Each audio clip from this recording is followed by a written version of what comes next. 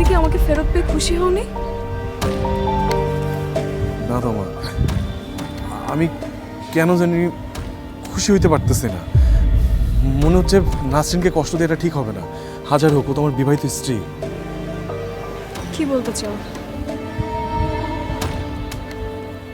তুমি আমাকে অনেক ভালোবাসো, আমিও তোমাকে অনেক ভালোবাসি, কিন্তু উপরওয়ালা হয়তো চায় না যে তুমি আমি একসাথে থাকি।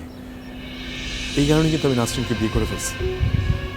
তুমি জানো না বিয়ের পর মা কি পরিমাণ খুশি ছিল, মৃত্যু পথযাত্রী আমার খালা কি পরিমাণ খুশি ছিল।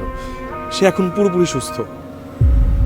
এতগুলো মানুষের মনে কষ্ট দিয়ে তুমি আমি একসাথে থেকে সুখী থাকতে পারবো না তোমা। আমাকে তুমি মাফ করে দিও। আমার বাকিটা জীবন নাসরিনের সাথে কাটানো উচিত। আমি সিদ্ধান্ত নিয়েছি আমি আমার স্ত্রীর সাথে সংসার করব।